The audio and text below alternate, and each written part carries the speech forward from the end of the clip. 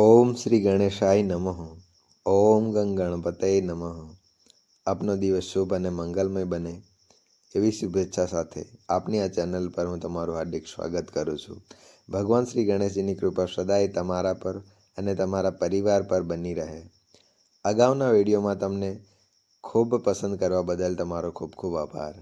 આજની આ વિડીયોમાં તમે બ્રહ્માજી દ્વારા માલી અને સુમાલી દૈત્યોને સૂર્યદેવના કવચ અને સ્ત્રોતની પ્રાપ્તિ તેમજ સૂર્યદેવની કૃપાથી તેઓ કેવી રીતે રોગમુક્ત બન્યા તેનું વર્ણન સાંભળશો.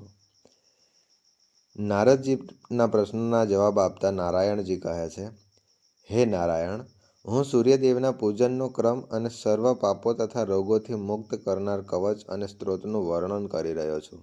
સાંભળો. જ્યારે માલી અને સુમાલી દૈત્યો ગંભીર રોગોથી પીડાયા હતા ત્યારે તેઓએ બ્રહ્માજીનું સ્મરણ કર્યું. બ્રહ્માજી, જેમણે શિવ મંત્ર પ્રદાન કર્યો હતો, જેમણે વૈકુંઠમાં જઈને શ્રી વિષ્ણુને પૂછ્યું, તે સમયે શિવજી પણ શ્રી હરિની પાસે જ હતા.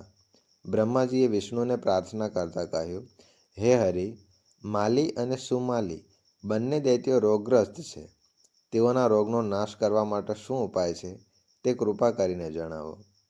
શ્રી વિષ્ણુ કહે છે, હે બ્રાહ્મણ, તે બંને પુષ્કર જાય અને વર્ષભર મારા અંશરૂપ રોગહર્તા એવા સૂર્યદેવની સેવા કરે તો તેઓ રોગમુક્ત થશે. શંકરજીએ કહ્યું, હે જગદીશ્વર, તે બંને દૈત્યોને રોગનાશક મહાત્મા સૂર્યદેવનું કવચ, સ્ત્રોત અને મંત્ર આપો, જે કલ્પવૃક્ષ સમાન છે. વિષ્ણુજી અને શંકરજીના આદેશથી બ્રહ્માજીએ જણાવ્યું, શ્રી હરિ સર્વ સ્વરૂપ છે અને સૂર્યદેવ રોગનાશક છે. જેઓના વિષયમાં જે ખાસ કુશળતા ધરાવે છે તે બંને સંપત્તિ પ્રદાન કરતા છે. વિષ્ણુ અને શિવજીની મંજૂરી મળ્યા પછી બ્રહ્માજી તે દૈત્યોના પાસે ગયા. ત્યારે દૈત્યોએ તેમને નમન કરીને તેમનો આશીર્વાદ મેળવ્યો. આરામથી બેસવા માટે આસન આપ્યું અને તેની કુશળતા વિશે પૂછ્યું. તે દૈત્યોના શરીર દુર્બળ થઈ ગયા હતા અને તેમાંથી દુર્ગંધ આવતી હતી.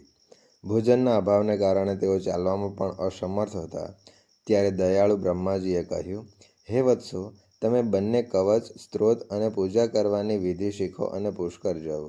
ત્યાં પ્રભુ સૂર્યદેવની શરણમાં જઈ નમ્ર ભાવથી ભજન કરજો. તેઓએ પૂછ્યું, હે બ્રાહ્મણ, કઈ વિધિથી અને કયા મંત્ર વડે અમે સૂર્યદેવનું ભજન કરીશું? કયું સ્ત્રોત્ર છે અને કવચ ઉપયોગી છે, જે અમને સમજાવો. બ્રહ્માજીએ જવાબ આપ્યો, હે વત્સો, તમે ત્રિકાળ સ્નાન કરીને આ મંત્ર વડે ભક્તિથી સૂર્યની સેવા કરો.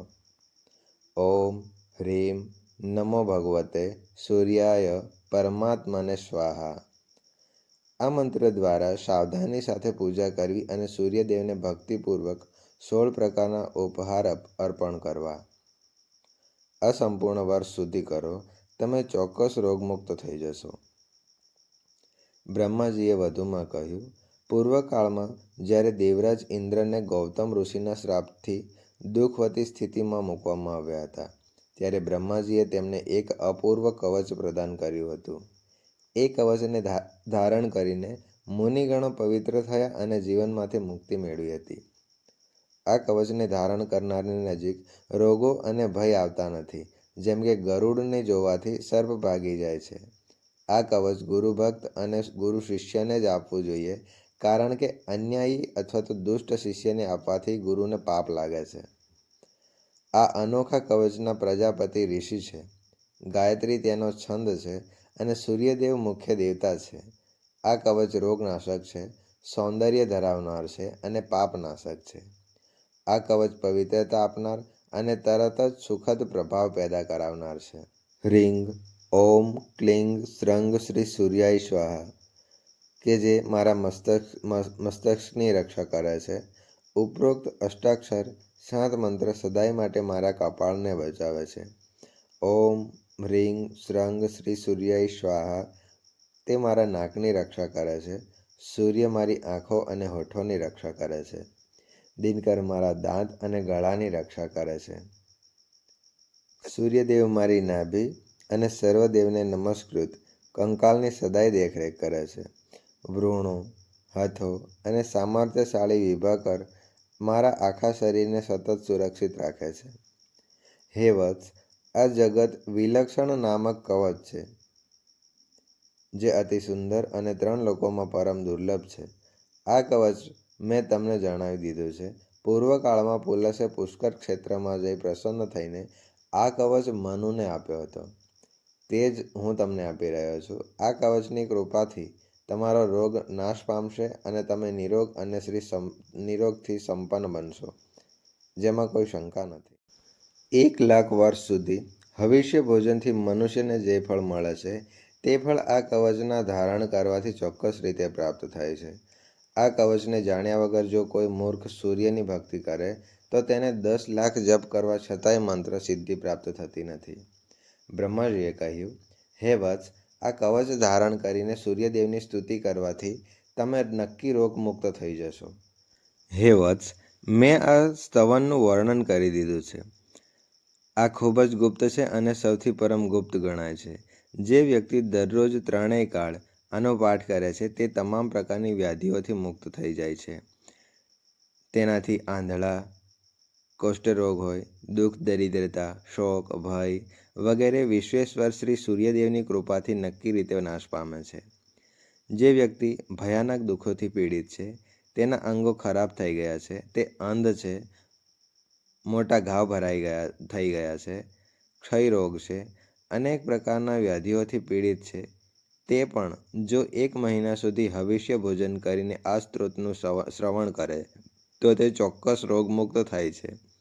તેને તમામ તીર્થોમાં સ્નાન કરવાના ફળની પ્રાપ્તિ થાય છે, એમાં કોઈ પણ શંકા નથી. અતિશય વિશિષ્ટ પરામર્શ. હે પુત્રો, તમે જલ્દીથી પુષ્કર જાઓ અને ત્યાં સૂર્યદેવની ભક્તિ અને સેવા કરો. આવું કહીને બ્રહ્માજી આનંદપૂર્વક પોતાના નિવાસ સ્થાને પાછા ચાલ્યા ગયા. પછી ત્યાંથી માલી અને સુમાલી બંને દૈત્યોએ સૂર્યદેવની સેવા કરીને પોતાને રોગમુક્ત કરી દીધા. હે વત્સ નારદ, આ રીતે મેં તમને વિઘ્નેશ્વરના વિઘ્નનું કારણ તથા સૂર્ય વિઘ્નનાશક સૂર્ય કવચ અને સૂર્ય સ્ત્રોતનું વર્ણન કરી દીધું છે. દેવરાજ ઇન્દ્રની કથા.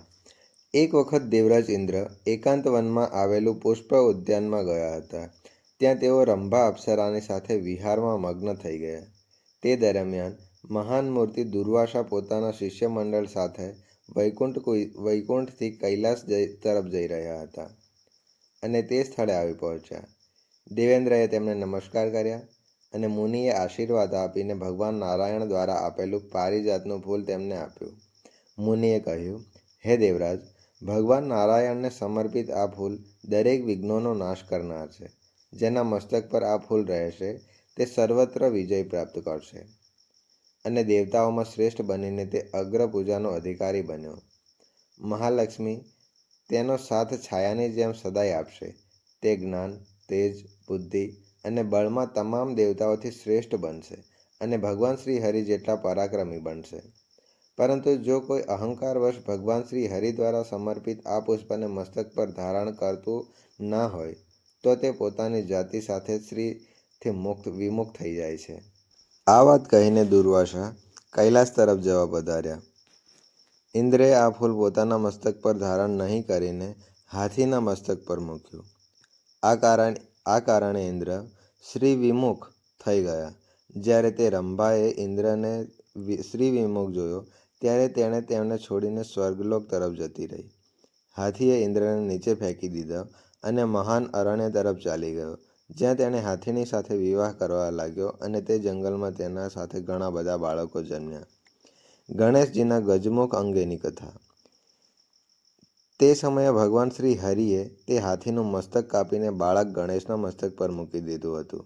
હે વત્સ, તમે ગજમુખ લગાડવાનો પ્રસંગ સાંભળ્યો. આ કથાનું શ્રવણ કરવાથી બધા પાપ નષ્ટ થઈ જાય છે. હવે હું શું વધુ સાંભળવા ઈચ્છો છો તે કહો. નારદજીનો પ્રશ્ન. કે નારદજીએ પૂછ્યું, પ્રભુ, કઈ બ્રહ્મશાપના કારણે બધા દેવતાઓથી વિમુખ થઈ ગયા હતા અને તેઓ કેવી રીતે ફરીથી જગત જનની મહાલક્ષ્મીજીને પ્રાપ્ત કરી શક્યા? તે સમયે ઇન્દ્રએ શું કર્યું? હે પ્રભુ, કૃપા કરીને આ દુર્લભ અને ગુપ્ત રહસ્યનું વર્ણન કરો. શ્રી નારાયણ કહે છે, હે નારદ, જે ઇન્દ્રની બુદ્ધિ અતિ મંદ થઈ ગઈ હતી, તે શ્રી વિમુખ થઈ ગયા હતા, તેના લીધે ઘેરાયેલો હતો અને તેનો આનંદ નષ્ટ થઈ ગયો હતો. તે ગજેન્દ્ર અને રંભાના વિમુખ થવા બાદ અમરાવતી ગયા. જ્યારે ઇન્દ્ર અમરાવતી પહોંચ્યા ત્યારે તેમણે જોયું કે તેમને ઇન્દ્રાવતીમાં કોઈ પણ આનંદની નિશાની જ નથી. ઇન્દ્રાવતીમાં દીનતા વ્યાપી ગઈ હતી. તે પોતાના બંધુઓ વિના એકલું લાગતું હતું અને ત્યાં રાક્ષસોએ કબજો કરી લીધો હતો. ત્યારે ઇન્દ્રએ દૂત પાસેથી આ સમગ્ર ઘટના સાંભળી અને દેવગુરુ બૃહસ્પતિના ઘરે ગયા અને પછી ઇન્દ્રગુરુ અને દેવગણો સાથે બ્રહ્માજીની સભામાં પહોંચ્યા. ત્યાં પહોંચીને દેવતાઓ સહિત ઇન્દ્ર અને બૃહસ્પતિજીએ બ્રહ્માજીને નમસ્કાર કર્યા અને ભગવાનની ભાવવિધિ મુજબ તેઓના સ્ત્રોત પાઠ દ્વારા સ્તુતિ કરી. ત્યારબાદ બૃહસ્પતિએ પ્રજાપતિ બ્રહ્માજીને સમગ્ર પ્રસંગ સમજાવ્યો. બ્રહ્માજીનો ઉપદેશ કે એ સાંભળીને બ્રહ્માજીએ મોઢું નીચે કરીને બોલવાનું શરૂ કર્યું. હે દેવેન્દ્ર, તમે મારા પૌત્ર છો. તમે શ્રી સંપન્ન છો અને એ કારણે સદાય પ્રકાશિત થાઓ છો. પરંતુ રાજન, લક્ષ્મી જેવી સુંદર સચીપતિ હોવા છતાંય તમારું આચરણ ભ્રષ્ટ થઈ ગયું છે. આચરણ ભ્રષ્ટ હોવાને કારણે શ્રી લક્ષ્મી કે યશ ક્યાંથી મળી શકે? અવળગુણવાળા પાપી તો સદાય તમામ સ્વભાવોનું નિંદન કરવાનું કારણ બને છે. રંભાએ તમારું મન બદલી નાખ્યું અને તે જ કારણે તમે દુર્વાસા મુનિ દ્વારા મળેલા શ્રી હરિના નૈવેદ્યને ગજરાજના મસ્તક પર મૂકી દીધું. આજે તેથી તમે શ્રી વિમુખ છો. અને રંભા ક્યાં છે? તમે જેનાથી લક્ષ્મી વિહીન થવું પડ્યું છે તે રંભા પણ તમને તરત જ ત્યજીને ચાલી ગઈ, કારણ કે વસવાટી સ્વભાવથી ચંચળ હોય છે. બ્રહ્માજીએ નારાયણ પાસે જઈને કહ્યું. નારાયણજીનું સ્ત્રોત, કવચ અને મંત્ર આપ્યો. તે પછી ઇન્દ્ર દેવતાઓ અને ગુરુ સાથે પુષ્કર ગયા. ત્યાં નિમ્ન ભાવથી નારાયણની ઉપાસનામાં લીન થઈ ગયા. 1 વર્ષ સુધી નિરાહાર રહીને ઇન્દ્રએ પુણ્યદાયક ભારત ભૂમિમાં લક્ષ્મી પ્રાપ્તિ માટે શ્રીહરિની સેવા કરી. તે બાદ શ્રીહરિ પ્રગટ થયા અને ઇન્દ્રને મનવાંછિત વરદાન આપી લક્ષ્મી સ્ત્રોત, કવચ અને ઐશ્વર્ય ધરાવતા મંત્રો આપ્યા. લક્ષ્મી પ્રાપ્તિ અને વિજય માટે શ્રીહરિ વૈકુંઠ પાછા ગયા. ઇન્દ્રએ કવચ ધારણ કરી સ્ત્રોત દ્વારા લક્ષ્મીજીની સ્તુતિ કરી અને તેઓને લક્ષ્મીની પ્રાપ્તિ થઈ. પછી ઇન્દ્રએ શત્રુઓ પર વિજય મેળવ્યો અને અમરાવતી પર પોતાનું શાસન સ્થાપિત કર્યું. ત્યારબાદ બધા દેવતાઓ પોતપોતાના નિવાસ સ્થાને પાછા ફર્યા. ફરી નારદજીએ પ્રશ્ન કર્યો. હે મહાભાગ્યવંત, શ્રી વિષ્ણુજીએ જે બાળકના શરીર પર ગજમુખ જોડ્યું હતું તે એકદંત કેવી રીતે થઈ ગયો? તેનો બીજો દાંત ક્યાં છે? આ પ્રસંગનું વર્ણન કરો. તે સમયે શ્રી નારાયણે દેવર્ષિ નારદને જે કથા બતાવી તે હવે તમે આગળના અધ્યાયમાં સાંભળશો.